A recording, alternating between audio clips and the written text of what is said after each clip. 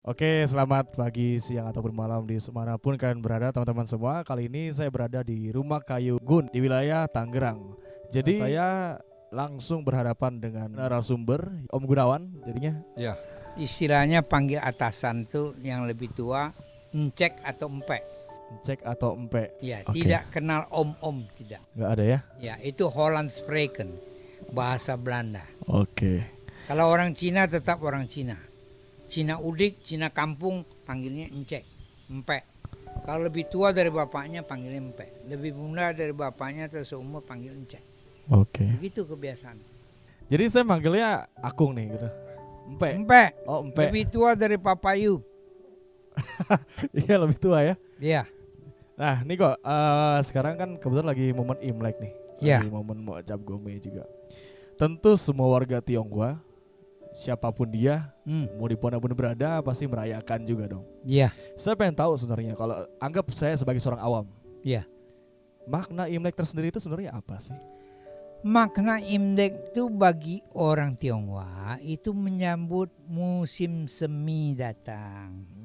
Jadi mulai ganti 1 tahun ya, habis musim salju, musim semi. Itu suatu musim yang mengharapkan mulai bisa bertani, bekerja, segala macam. Ya, sesuatu yang perlu disambut dengan kegembiraan. Ya, sekeluarga, handai taulan sanak saudara. Gitu. Lalu untuk tadi bilang kan menyambut musim ya kok ya. Tapi kenapa identik ketika Imlek harus ada ornamen berwarna merah dan juga dengan hal-hal seperti angpau gitu? Itu apa sih? Kalau warna merah itu bagi orang Tionghoa itu warna hoki, Hoki, rezeki. rezeki. Nah, angpau itu kan pemberian dari orang tua ke anak cucu, dari anak ke orang tua.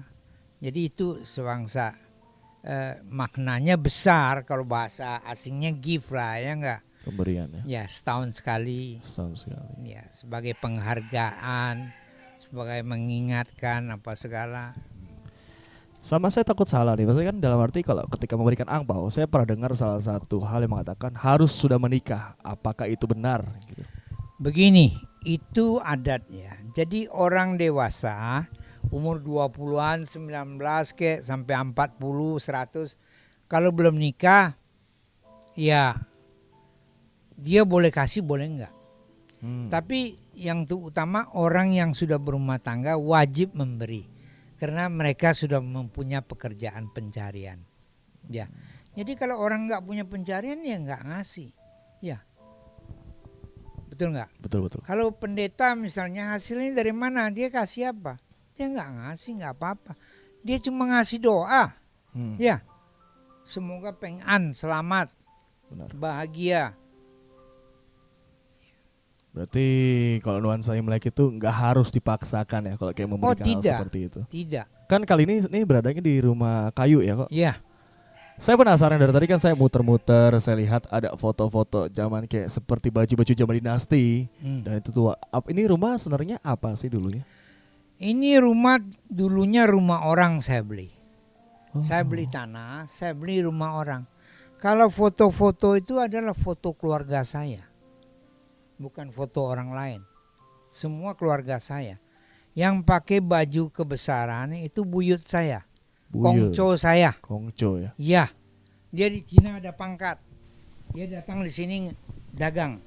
Dagang di sini. Ya, Tahun berapa itu? Kong. tahun 18 sekian. Dia lahir tahun 1879. 1979. Berarti Om Gunawan ini atau Akung ini tadinya beli berarti ya? Beli tanah ini.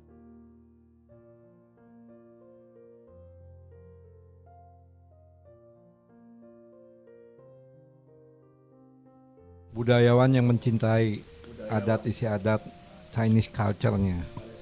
Ya, jadi saya lagi pelajarin. Ya, saya ikut aktivitas di beberapa wihara sebagai tim, sebagai narasumber, dan saya sendiri juga ya memang mencintai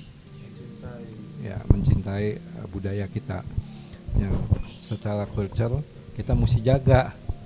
Karena generasi kita yang sekarang ke bawah ini, yang lebih muda, sudah banyak berkurang karena situasi dan kondisi keadaan. Adat istiadat Cina-nya.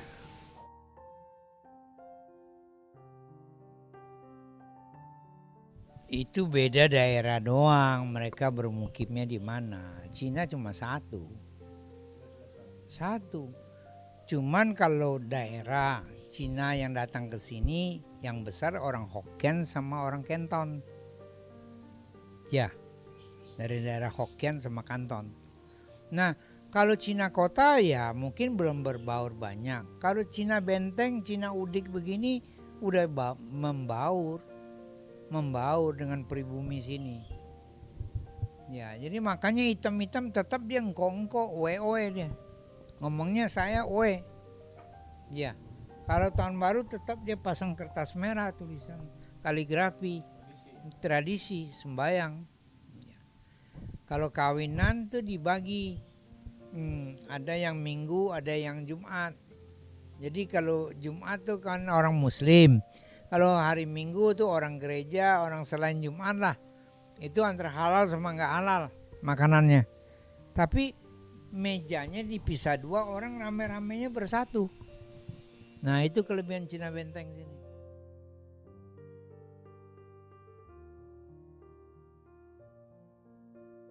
Kalau saya nilai, mereka merayakan kegembiraan aja. Maknanya itu banyak yang tidak mereka ketahui. Ya arti angpau apa, kenapa mesti pakai merah-merah, kenapa mesti sembahyang leluhur.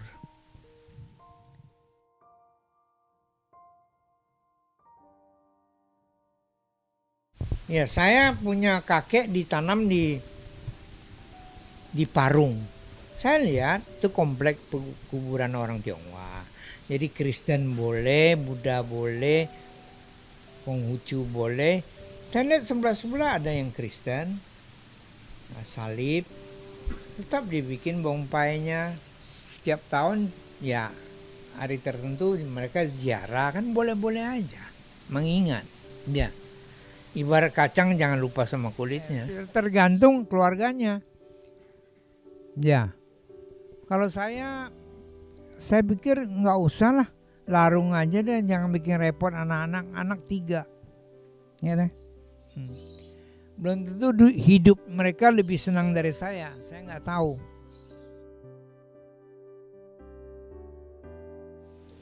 Iya, kita mesti jaga bersama-sama, bukan saya sendiri. Ya, saya aja udah kepalang nama saya jadi Yunus Hadinoto kan. Bener nggak? Tapi saya masih beruntung, masih punya nama Cinanya. Orang lain belum tentu. Ada namanya, Cinanya dia kagak ada. Beda orang Cina dengan orang lain. Orang Cina tuh menghargai leluhur. Tanpa leluhur nggak ada dia. Ya, orang lain belum tentu begitu. Manusia dilahirkan untuk tumbuh dan terus belajar. Kita bisa belajar dimanapun dan kapanpun. Lewat sebuah percakapan atau perbincangan, itu juga merupakan hal belajar. Dari perbincangan kali ini, di video berbagi cerita, saya mendapatkan suatu makna bahwa kita tidak bisa memilih terlahir sebagai siapa dan berada di mana. Namun ketika kita terlahir sebagai seseorang yang memiliki tradisi dan budaya, kita wajib untuk melestarikan dan menjaga budaya itu agar tetap ada dan tumbuh di kalangan masyarakat, khusus untuk mereka yang menjalani hal itu. Janganlah menjadi seperti kacang yang lupa pada kulitnya. Kita boleh saja menyukai dan suka tren budaya asing atau budaya luar. Namun kita harus ingat, siapa kita yang sebenarnya dan dari mana kita berasal. Karena itu salah satu bentuk bersyukur dan menghargai para pendahulu kita, leluhur. Tanpa adanya mereka, tentu tidak akan ada kita pada saat ini. Semoga video ini menginspirasi dan bermanfaat untuk teman-teman semua. Saya Vicky Firmanto, terima kasih.